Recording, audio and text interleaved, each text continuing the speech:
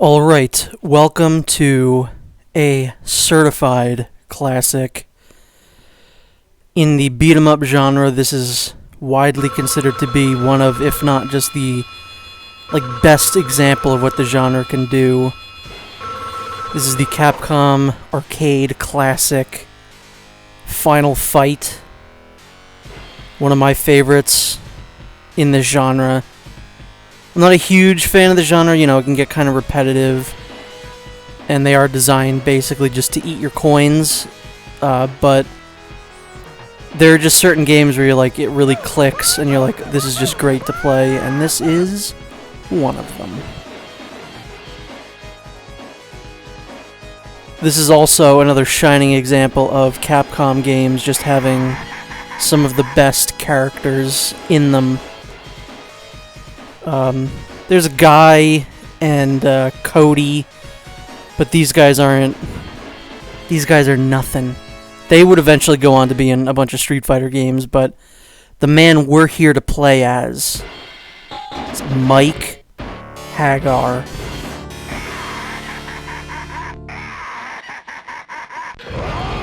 One of my personal favorite Capcom characters, and one that has made numerous appearances outside of the Final Fight series. Some of the Versus games, he has some costumes. I specifically, whenever I think of Mike Haggar, I think of Frank West had a Haggar costume in Dead Rising 3, and I guess 4 as well, but we don't talk about that game. I'm playing this on the Capcom Classics collection for the PS2. This is Volume 1. There are 2 volumes. This is a nice little collection. It's pretty good. So Mike Haggar is not usually the type of character that I play as, but just because I love Haggar himself, I can't not play as him every time I play this. He is the slow and powerful one. He does a good amount of damage, but he's very slow. Usually in these types of games, I like to play as fast characters, and Haggar is obviously not fast. I mean, you could see just by looking at this, he's a slow boy. And that does bring some problems, at least for me. We'll get into that later, but yeah, it's just a lot of really great wrestling moves that he does. He can pile drive people. Obviously, I feel like the iconography of Final Fight and Mike Haggar is he's always got the metal pipe. So you could pick up objects on the ground. There's pipes, there's swords, knives. But if you get hit, you'll lose it, so it's kind of difficult to keep one on you, at least I would say. This version that is in the Capcom Classics collection is the arcade version. I've never played any version other than the arcade version, so that's all I know. So this is the first boss, Damned. You have to kind of weaken him first before his health bar can even be lowered, and he will just kind of send out a bunch of enemies.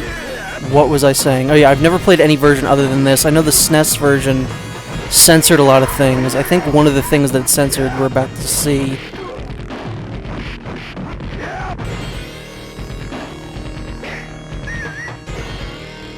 Yeah, there you go. There's 2 enemy types in this game called Roxy and Poison. They're the 2 women. The red-haired one is Roxy, and the pink-haired one is Poison. They made it so that in the SNES version, you couldn't fight women, so they removed those enemies entirely. And because of that rule, there's kind of some conjecture whether or not Poison is even a woman. Speaking of the devil, there's Poison right there. Another character that went on to be in a bunch of Street Fighter games, and a bunch of other just Capcom fighting games besides this. But yeah, the general consensus is that Poison is a transgender woman, and it's kind of cool. That was probably one of the first, if not the first, representations of that in a video game. But what I was really saying is that this version is probably the best version of the game that exists. if it wasn't for one small little thing. The soundtrack in this game is good. It's good compositions. It sounds kind of like a Genesis game. It's got that like twang. But the version of this game that has the absolute best, without a doubt, soundtrack is the Sega CD version. Do yourself a favor and go listen to the Sega CD Final Fight soundtrack. It's beyond words. It's so good. Here's another character. I think he's called Andore in this one, because he's clearly based on Andre the Giant. And they kind of tried to say no, he's not, but he clearly is. And they changed his name just slightly, so it's Andore instead of Andre. He went on to become Hugo in the Street Fighter games. Again, a lot of these... Well, because this started as kind of a sequel to the original Street Fighter, and then they were like, oh wait, we should just make it its own thing. And I'm glad for that, because, you know, we got Mike Haggar out of it. The greatest politician to ever live.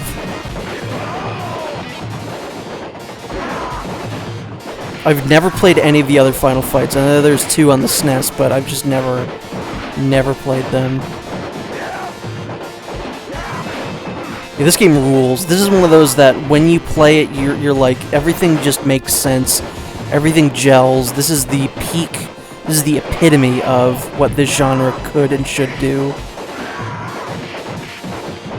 I guess the SNES version also didn't have 2-player, which is incredibly strange. Like the beat-em-up game, those excel when you're just playing with a buddy, you know, in an arcade or on the couch, just vibing, beating people up. Those are great experiences, but why they didn't do that in the SNES version makes absolutely no sense. I love this. You can't even see him. I'm just fighting this guy off screen. What's he gonna do about it? Andore Jr.?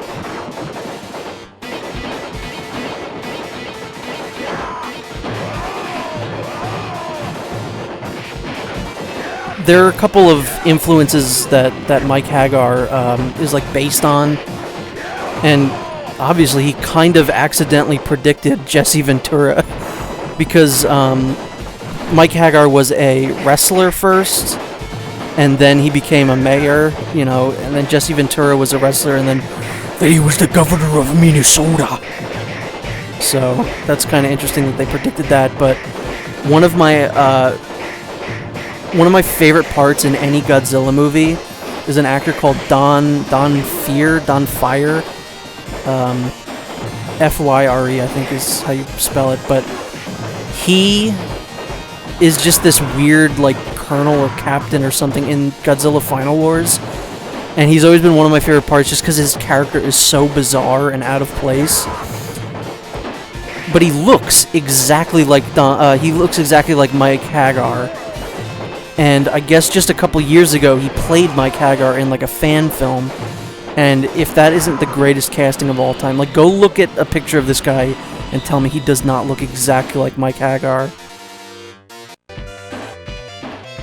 Obviously, I gotta say, one of the reasons that I like Mike Haggar so much, there aren't very many Mikes in video games that are, like, worth mentioning.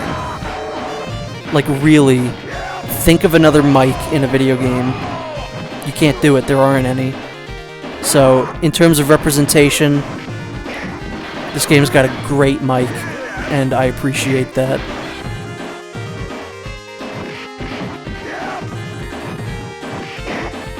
He has an attack, you've seen me do right there, where he does that, like, the spin attack, I forget what it's called. Frank also does it in Dead Rising. Double lariat, I think? I don't know. I think that's what it's called. But you can see it takes health away each time I do it.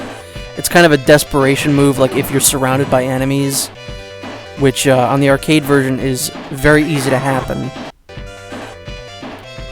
But in this version that I'm playing, there's not really any...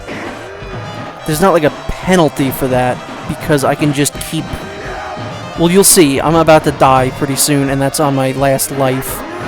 I'm gonna get a game over, and I can just infinitely press continue, because as this was supposed to be an arcade game, porting this to the PS2, you know, wouldn't make any sense if you can't put quarters into your PS2. That doesn't make any sense.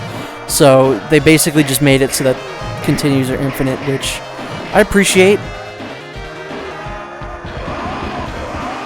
You know, it makes the game a little bit more fun that you don't have to just keep restarting it over and over again. But it also makes me play more recklessly because it's like, I can just live forever. Why would I not just brute force every single thing in this game? Here's another Street Fighter character, another character who went on to be in at least a couple Street Fighter games. Again, I'm not a big Street Fighter fan. I've barely played any of them. So I don't really know my history other than I know that some of the characters that are in this game went on to be in Street Fighter games.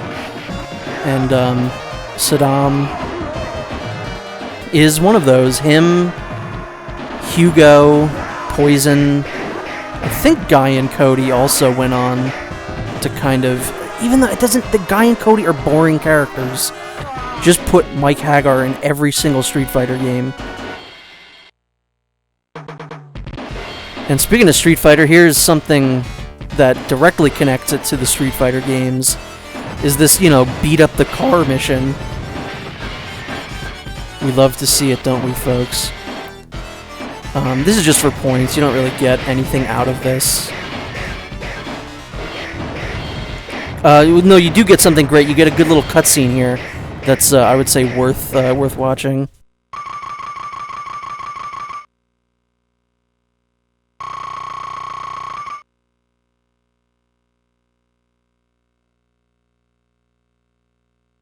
Oh my god! I love how it just cuts out. The audio just clips out. It's like, oh my god. In the SNES version, they changed him saying, oh my god, to oh my car, which is not nearly as funny. I just like this weird guy. I think he's one of the enemy types that you fight, actually, which took me a while to actually pick up on that. I thought it was just some guy. But this is a situation where the spin attack is, like, necessary. You have to do it. I mean, this is just also one of those where there's another Capcom beat-em-up game that I think I like a little bit more than this one. This one's the perfect example of the genre, but there's another one that they did that I like more just because it's a little more out there, a little wackier.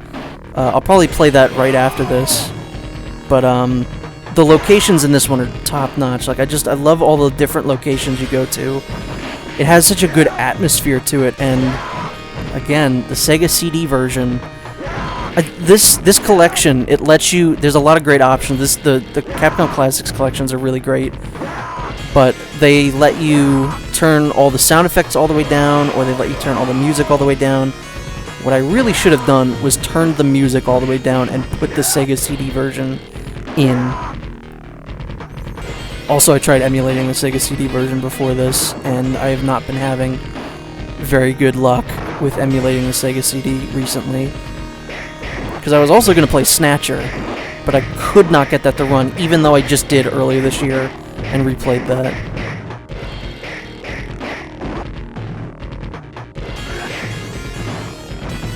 So these guys, I think they're called Hollywood or El Gato, are probably the most annoying normal enemy types in the game. It's the guys with knives. It's because they have such an incredible reach. They reach so long that no matter where you are on screen, I feel like they're always stabbing you. And God forbid more than one of them is on screen at a time. Otherwise you will get comboed. You will get stabbed to death, basically.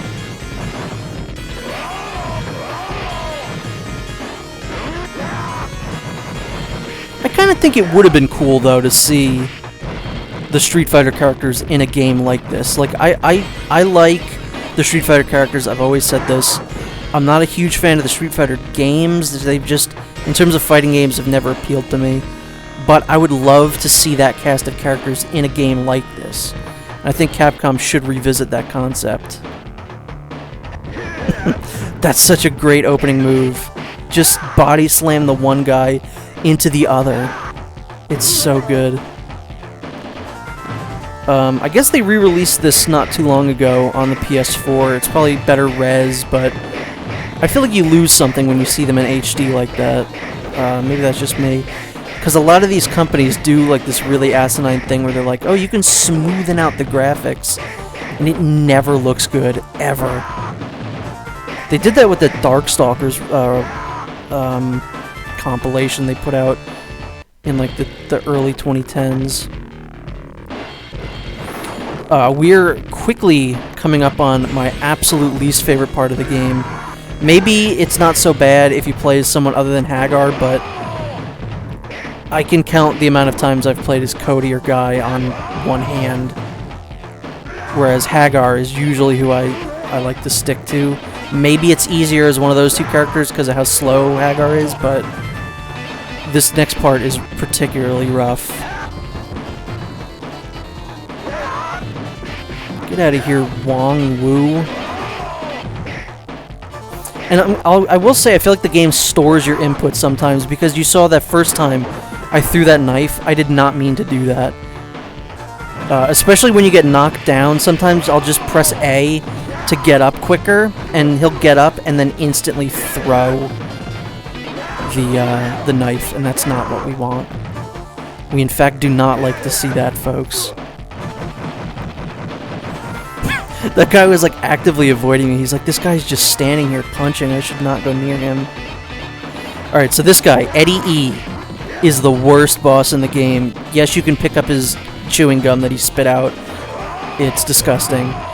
But at first he's fine. You just wail on him, and there's nothing wrong with that.